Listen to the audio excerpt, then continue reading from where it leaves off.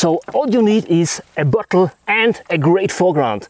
Stronger than ever, faded, it's not a shade of mine.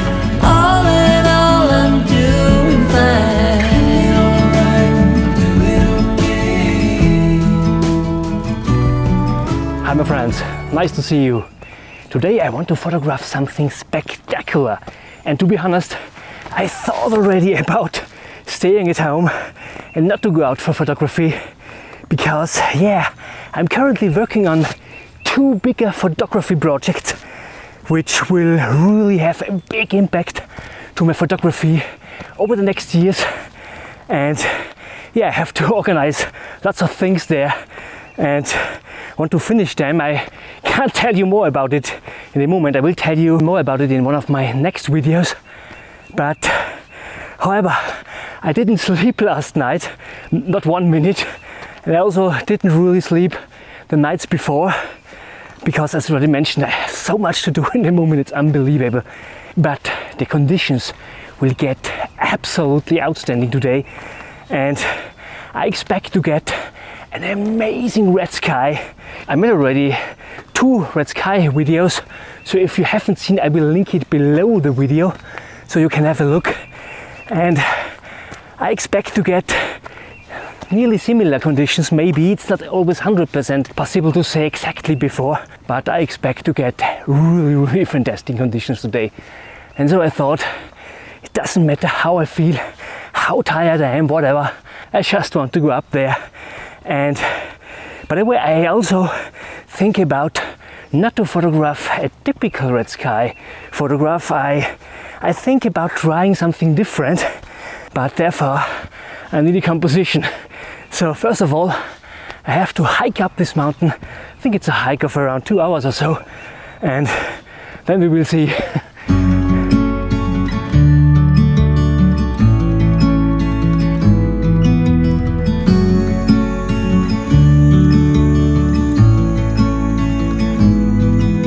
Standing on the door, I'm on my way. A million things I guess that I should say, but I am done. Yeah, I'm done.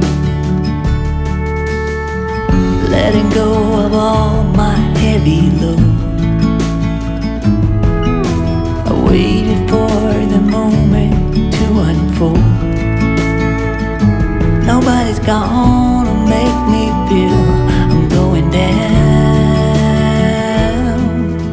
So I'm already here where I wanted to go, and the view is just amazing. Absolutely fantastic. And the sun will go down more at the right side there.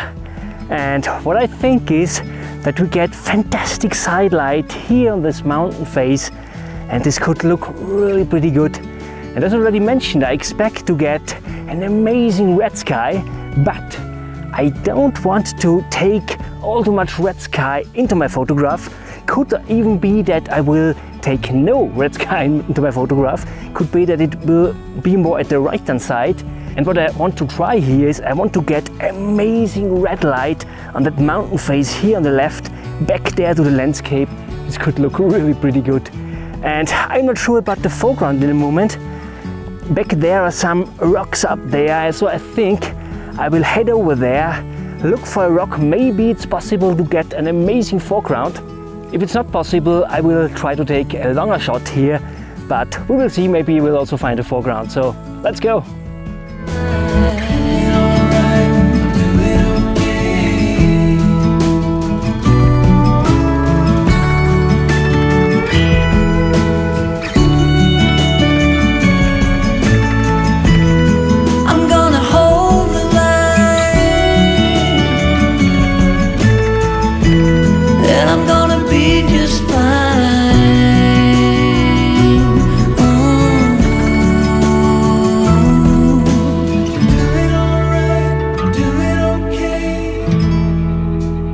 Take it as I go. Stronger than ever. So I came already over to this fantastic rock here. It's absolutely fantastic. Such a gorgeous place. And I have such a fantastic view down there to this amazing mountain, to this valley back there. And the sun will go down behind this right-hand peak here. So we will get the red sky more at this direction, but I will not really take this one into my photograph. As already mentioned before, I try to get red light onto this mountain and all the hills behind it. And in the moment the sun is really high, it's up there behind these clouds, and you can see the mountain is in the shadow and the hills down there catch the light. Fantastic. It looks already really pretty good. And so the most important thing when you want to photograph red sky is the composition, because I've so many times seen on Instagram maybe photographs with amazing conditions, red sky, absolutely warm downs, so fantastic, but the composition wasn't really compelling, and in that case the entire photograph is not something what I would hang up on the wall, to be honest. So what I always try to do is to build up a really great composition, and the light adds and everything multiplies and gets to a really strong photograph. And so what I do is here, I found this fantastic structure of this rock here in the foreground. I have this kind of nose here in this rock. It's difficult to imagine in the moment how it will look then, because afterwards we will have more shadow here in this area, because the sun will be more at the right hand side. So this area will be more illuminated, maybe a little bit oranges and reds and so on, and this will be more in the shadows, and so we will get an amazing plasticity here in the foreground. And so we will also get a fantastic feeling of depth from this foreground here, from this close foreground here, over the midground. What's a little bit blocking, I think, because we don't have really lines, strong lines back there. Although I think these hills down there with the light greens, what are currently illuminated with the sun, could lead us a little bit to the right, and it gets brighter and brighter, and back there will be the brightest spot on the bottom. This could really add depth and will add to our flow through our composition. The midground is really difficult, to be honest, because when you look down there, there's nothing really compelling, nothing what really adds to the composition, what leads us through. So I go down with my camera position, I go close to this rock, to this foreground, and so I think this could really work. And I also have a second body with me. I will take a freehand shot with a longer lens, without a foreground, only with the hills down there, with the mountain, and the illuminating part back there with the red sky illuminating the mountain. And so now I have around 2 hours to sunset and another around 20 minutes to red sky.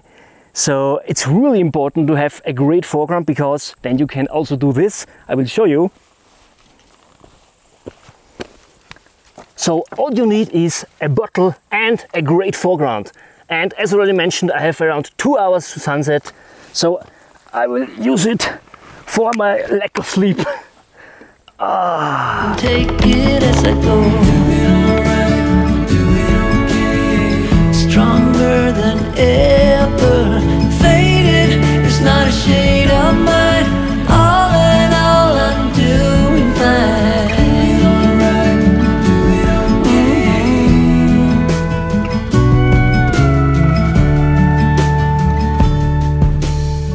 Setting up a goal to grow from heart.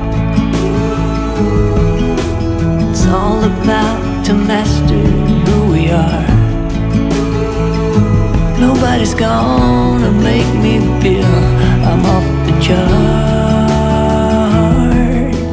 Do it alright, I'll do it okay. Stand up and take it as I go. Do it alright. So the sun starts already to hide behind this mountain, and I think I will take already exposure here in sunset.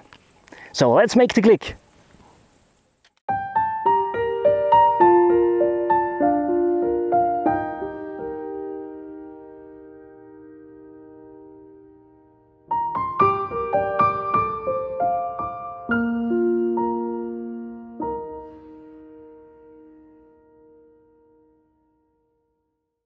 Take it as I go. Do it alright, do it okay. Stronger than ever. Faded, it's not a shade of mine. All in all, I'm doing fine. to be honest, we get one problem. We don't get this amount of clouds what I expected. So they were predicted high-level clouds, and when we have a look up there, we don't have all too many high-level clouds, or not an all too high amount of high-level clouds. And we have lots of mid-level clouds back there, exactly there where the sun is. And I fear that these mid-level clouds could block the sunlight. So I'm not 100% sure if we really will get red sky, although I'm more sure we will get no red sky. So for this case, I think I were happy with the sunset shot, because yeah, it's really fantastic. We have all these light spots down there in the valley, and we have this fantastic mountain back there. We have this depth given here through the haze back there. From a technical side, I thought about using a circular polarizer to get my saturation everywhere in the reds and so on. Obviously we don't have reds, but I decided against the polarizer because we have lots of leaves and grasses down there, and we had a little bit of wind before. And so I didn't want to increase the ISO all too much. The only question is now, will we get a red sky or not? But however, it was definitely worth to come up here, because look, it's so amazing here. What a beautiful view. Absolutely amazing.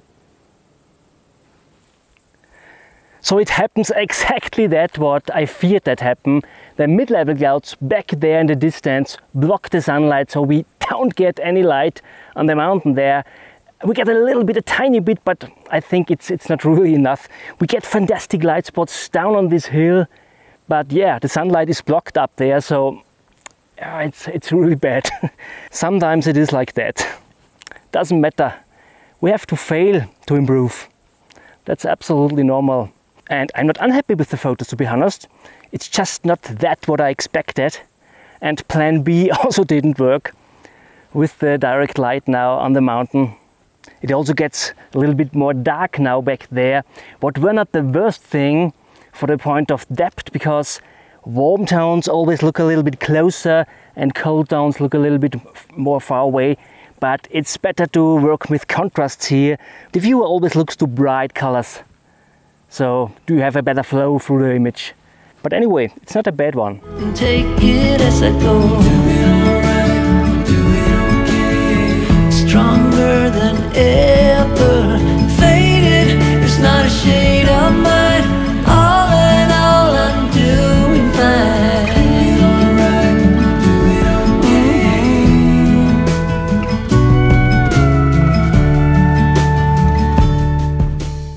Definitely no chance for red sky.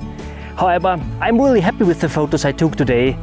And yeah, I'm really happy that I came up here, as already mentioned in the beginning of this video. Currently I'm working on 2 bigger landscape photography projects, and yeah, I don't really sleep all too much in the moment.